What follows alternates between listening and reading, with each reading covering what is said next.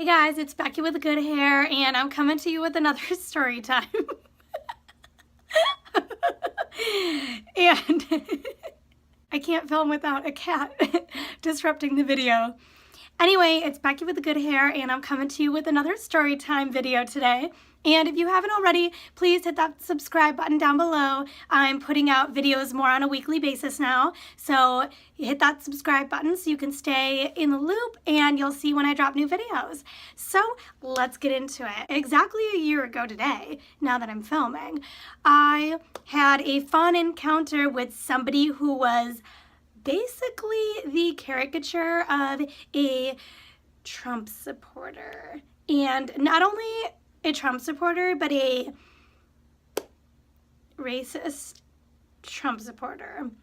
And I didn't really want to believe that this type of human was walking around and that I'd encountered this person, but I did. So let me set the scene for you. I had recently moved back to Wisconsin from New Jersey, where I'd been living, luckily, when the election took place and Donald Trump was elected president. So I was away from Wisconsin when that whole insanity of an election went down. So I moved back to Wisconsin in late spring, and around that time I was at an event, and I want to kind of keep it a little bit vague so that I can keep everything private with the people who were involved in this event or whatever. So I was at this event, and it was with someone's family and everything, and it was just a little get together. And as the event started winding down, people started leaving, and this man, he was older. He was probably in his 60s, I'd venture to say. He was talking to me and getting to know me. I'd never met him before, and he was talking to me, asking me those basic get to know you questions. Where'd you go to college? What did you major in? Blah, blah, blah. That type of stuff. So he found out that I had studied Spanish, and he at first seemed really interested in that and seemed to think it was really cool. And he was talking about his kids and said, oh, when I am eating dinner with my kids, I think that they should be speaking Spanish, and I tell them that they need to be speaking Spanish. And I was like, yeah, that's actually really good. It's good to learn it. It's important to speak it and try to learn how to speak it. Everything seemed fine and dandy. Everything seemed great. He seemed relatively nice. And then all of a sudden, things took a turn that I wasn't expecting. So all of a sudden, he started to rant about how the Mexicans are infiltrating into this country, right? And these Mexicans are coming into Texas, and they're infiltrating into the South. And even people from Cuba are coming to Florida. And he asked me, isn't that terrible? Isn't that horrible that this is happening and these people are taking over our country and they're taking over our culture? And I was just standing there because I didn't know what to do. And I was just kind of in shock that this was really happening, because I've heard about these situations happening and I thought, nah, that won't happen to me. I won't experience this. I won't encounter a person like this, because those people are like aliens. I mean, we know they're probably out there. Aliens are probably out there. All of a sudden, he's just ranting and he's getting more and more heated, and I'm like, get me out of here.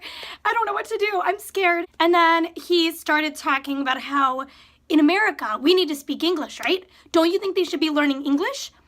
And I said, well, America doesn't have an official language. And he stopped. He was like, what? And I was like, America doesn't have an official language? It doesn't? I don't know what else to tell you. And so he just lost it. And he was like, no, in America, we speak American. We speak American. One could think that it was a Freudian slip, just a really awkward and hilarious and humiliating Freudian slip, but he repeated himself. He was totally convinced that we speak American. In America, we speak American. Not English, American. He kept saying, we speak American.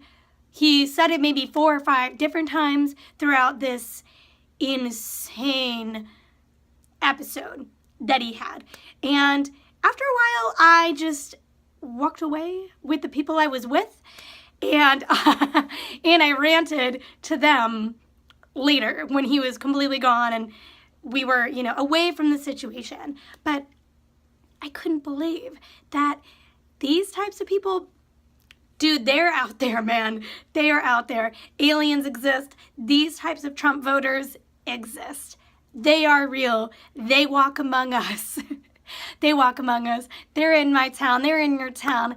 They're everywhere. And that scares me. And I think it was a really scary welcome back to Wisconsin. It made me realize, oh my God, this town, this state is way more conservative, way more racist than honestly I ever even realized. And it was a wake-up call. It scared me and it infuriated me, but it also made me realize that we shouldn't just stay silent. We should keep conversations going.